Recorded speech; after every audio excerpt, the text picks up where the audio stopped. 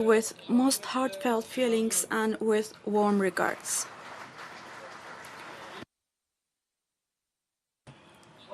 From here, I send my respect and warm regards to my brothers and sisters all over Azerbaijan, all the way from Baku to Genge, from Shusha to Nakhchivan. I would like to convey to you the greetings of 86 million people in whose hearts storms erupt when we say Jan Azerbaijan or when we say two states, one nation. Now, when we look at the picture here, we see three states, one nation. Indeed, I am pleased today to be with you here in this meaningful concert where we emphasize our common culture and brotherhood on the occasion of Jan Azerbaijan's 28th of May Independence Day. Now, as a child of a nation that knows quite well how independence is gained and how valuable it is, I wholeheartedly congratulate you all on your Independence Day today. I remember with respect our heroes who crowned with their martyrdom our glorious fight for independence and for a future. May God bless the souls of our esteemed martyrs, and may He grant them heavenly resting place. On this important day, we once again remember the magnificent lines of Azerbaijan's distinguished poet Samet Vurgun. He said in his lines, "They know that you are mine. You are my home. You are my home country. You are my mother's land, i.e. my motherland. Can the heart possibly be separated from the Jan? Azerbaijan, Azerbaijan. I'm a child, you are a mother. That's why I'm depending on you. Regardless of any neighborhood, any location that I go to, wherever I fly, you are my abode, my day, my home." So yes, indeed, inshallah, God willing, we will continue to strengthen our friendship with Azerbaijan, our abode, our home, and the apple of our eye. We will always stand by the Azerbaijani people in good times and, God forbid, if needed, in difficult times as well. May God render Azerbaijan-Turkey friendship a long-lasting one. My esteemed brothers and sisters, distinguished guests, just as the Republican administration, which was established in Azerbaijan back in 1918, became the epitome of independence and free world, likewise, today the victory of independence in Karabakh makes Azerbaijan much stronger and more prosperous. The torch of independence, which was lit back then, today illuminates the path of Azerbaijan much brighter and stronger. With the liberation of Karabakh, each musical note rising in these lands, played in these lands, becomes the sound of not only a victory, but also the resurrection of a nation.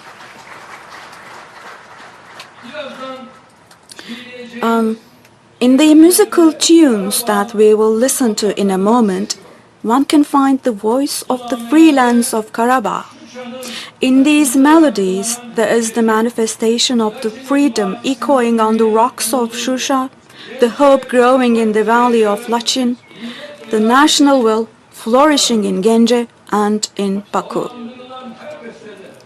In every composition, there is the spirit of a tremendous victory that was paid with lives and with the blessed blood of our heroic martyrs. So today, we see this concert as a rare gathering that salutes our eternal brotherhood, our common memory, and our prosperous and strong future. Now, you will remember that together with my brother Ilham, we had inaugurated the Fuzuli and Zengilan international airports, which are the gateways of Karabakh to the world. And today, happily, we were again blessed to open the Lachin International Airport. We are building strong cooperation with Azerbaijan in almost every field, from energy to transportation, defense to trade, agriculture to education. With the unique contributions of my brother Ilham, we are taking our relations to a level that will set an example not only for the region, but also for the whole world. We are all proud of the achievements of Azerbaijan, which is rising as a monument of stability. Following 3 decades with liberation from captivity, it is time now for Karabakh to write a story of success, a story of peace and development. Today, we aim to establish lasting peace, trust, and good neighborly relations by learning the lessons of our past sufferings. We believe that President Aliyev, the victorious commander-in-chief, will go down in history as the architect of peace. So, with these thoughts in mind, I would like to express my gratitude to the Jan Azerbaijani people, to my brothers and sisters from Lachin for their sincere and warm hospitality, and to the Prime Minister of Pakistan, my dear friend Shahbaz Sharif, who has made us very happy with his presence on this meaningful day today. Once again, on behalf of myself and on behalf of my nation, let me greet you all with my most heartfelt feelings, and I congratulate you once again on May the 28th, the Independence Day. May God make our path and our fortune open and bright. I entrust you to God, wishing to meet again and be able to embrace one another again. Thank you and all the best to you.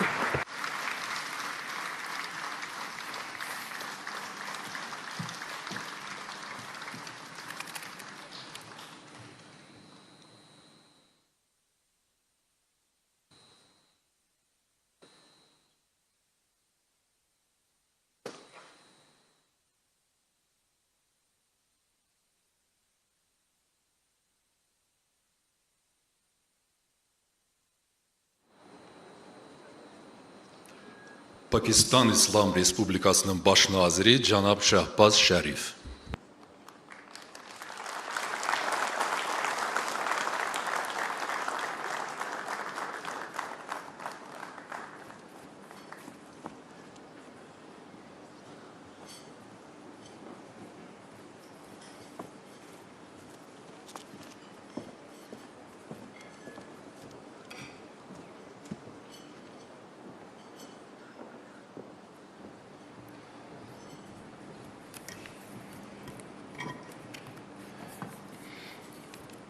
Bismillahirrahmanirrahim. My very dear brothers, President of Azerbaijan, Ilham Aliyev, and President of Turkey, Recep Tayyip Erdogan, Honorable Ministers, Excellencies, distinguished guests, and our brothers and sisters from Lachin, ladies and gentlemen, Assalamu alaikum, and a very good evening.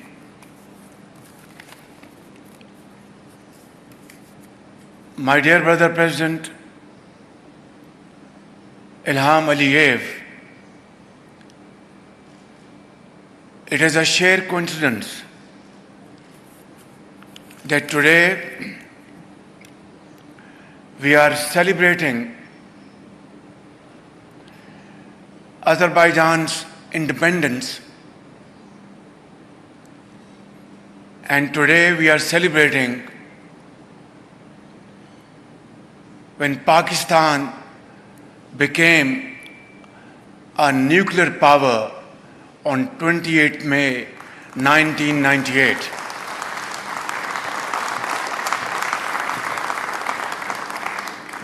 It is therefore, it's a great pleasure and honor to participate in this celebration event, and my heartfelt congratulations to you, my dear brother President Ilham, and to our brothers and sisters in Azerbaijan. And what a great honor to be here on a day of Azerbaijan's independence, here in this beautiful mountainous city of Lachen, which under your great leadership and dynamic vision that you've been able to liberate Karabakh after 30 years. And in that, your armed forces fought bravely, and our salute to those martyrs who laid their life for this great cause, and to those Ghazis who stood firm and fought the enemy with great grit and great courage. I congratulate you once again for this wonderful contribution to your nation. And in that struggle, our brother President Tayyip Erdogan and our brothers and sisters from Turkey were a source of great support and encouragement to Azerbaijan on that hour of need, and Turkey's support was outstanding during that period. Pakistan, in all humility, also contributed towards this great cause, and we offered all brotherly, diplomatic, political support to our brothers and sisters in Azerbaijan, because it came from our heart. It was a cause worth supporting. It was a cause worth standing by our brothers and sisters of Azerbaijan. Therefore, I can say, ladies and gentlemen, that today that old adage is slightly transformed. We used to say, two souls and one heart. Today, it is now changed forever to three souls and one heart.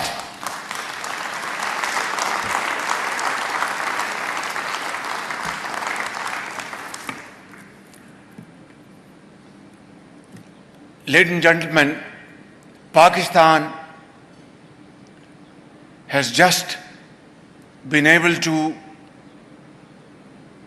overpower an enemy in the last few weeks, which is 5 times more populated than Pakistan, which is many times stronger in economic terms than Pakistan, and which has spent over decades hundreds of billions of dollars to purchase world's latest weapons, ammunition, fighter planes, and modern technology. On 22nd of April this year, in Pahalgam, a part of occupied Jammu and Kashmir, 26 people were killed, and it was a very sad incident. Unfortunately, India wasted no time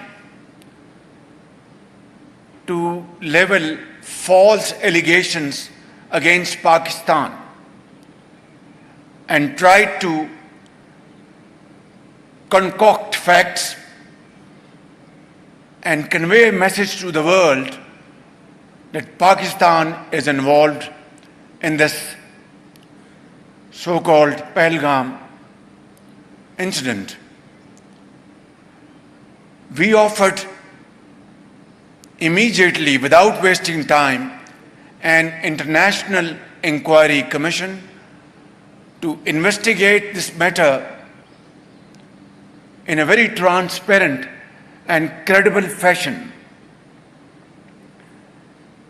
But in response, India attacked Pakistan, killing 33 innocent Pakistanis, and out of which there were children. We offered namaz-e-janaza of a 6-year boy who was martyred by Indian aggression, and there were women and elderly person, and 55 Pakistanis were injured. Ladies and gentlemen, we had to respond in defense of Pakistan, and within no time, our formidable Air Force downed 6 Indian planes, 4 Rafale French-made planes, 1 MiG-29 and another plane, and then a drone. And we conveyed a message to India that Pakistan is a very peace-loving country, wants to promote peace and progress and prosperity in the region. But if come to the point of attacking Pakistan, then we will respond with fullest might. And then, ladies and gentlemen, we, on 9th and 10th night, we decided to respond in a measured fashion to Indian aggression, and we had decided that at 4:30 in the morning, after Fajr prayers, Pakistan armed forces, led very ably by our Field Marshal, Chief Army Staff sitting here, Syed Asim Munir, to teach a lesson to our enemy. But before that hour reached, India again launched missile attacks, BrahMos, and hit Pakistan's various provinces, including airport in Rawalpindi and other places. Our Chief of Staff, who's sitting here in the first, Field Marshal, could you kindly stand up, and I would like to introduce you to the...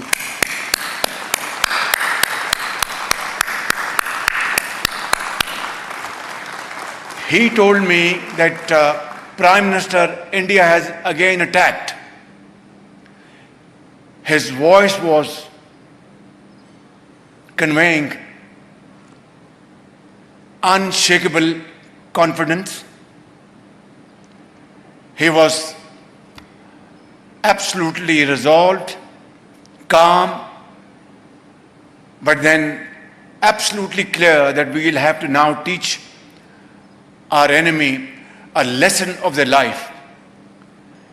And then, ladies and gentlemen, we attacked Indian military installations, not civilians. That's the stark comparison between us and them. They went for innocent civilians, martyred them. We went for their military installations and gave them a befitting reply. By 9 a.m. in the morning, Field Marshal rang me again and said, Prime Minister, India has approached Pakistan for a ceasefire. What are your instructions? I said, Field Marshal, Allah Almighty has given us a victorious day, a glorious victory. Now let us accept this request of India for a ceasefire, because we believe in peace. We want ceasefire. We want this war to be averted at all costs. Ladies and gentlemen, this is what I wanted to bring it up today for your kind consideration. Azerbaijan was attacked by Armenia, and Turkey and Pakistan were standing by Azerbaijan like a solid rock. Pakistan was attacked by India, and my very dear brother, President Tayyip Erdogan, and our brothers and sisters in Turkey were standing by Pakistan like a formidable fortress. And my very dear brother, Ilham Aliyev, and our brothers and sisters in Azerbaijan came to show their complete solidarity with Pakistan within no time. This was one of the finest moments in our history. Three brotherly countries were together like a family, sharing its difficult time. We will never forget this kindest of favor on the part of my very dear brother, President Tayyip Erdogan, and of course my very dear brother, President Ilham. And believe me, even if I want to pay them back, I don't have sufficient words to thank them. Allah Almighty will certainly reward you for this great fraternity, brotherhood, and your very sincere show of support. Tashakkar-e diram, tashakkar-e diram.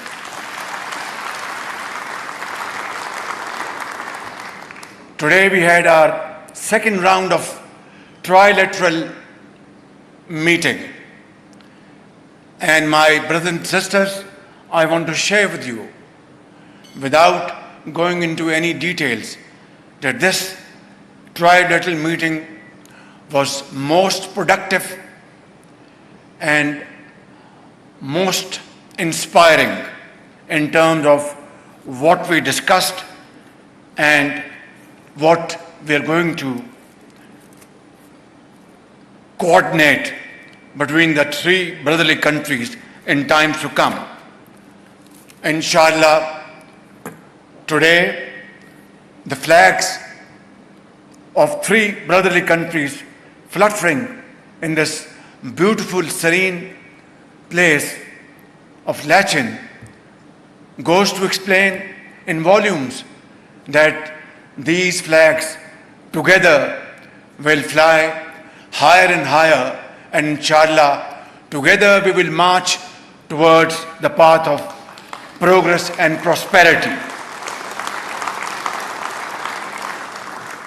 I would also like to thank both my very dear brothers for supporting the just cause of Jammu and Kashmir, where the valley of that beautiful mountainous area, Kashmir, is red with the blood of Kashmiri freedom fighters. Going back over decades, they have struggled, they have fought against tyranny, against brutality, and yet they are as firm as ever. They have not given it up, and they shall never give it up till they get their basic right of freedom enshrined under the Articles of United Nations and enshrined in the clauses of Security Council. Pakistan has stood by the cause of Kashmiris in an unwavering manner. So has Turkey, and so has Azerbaijan.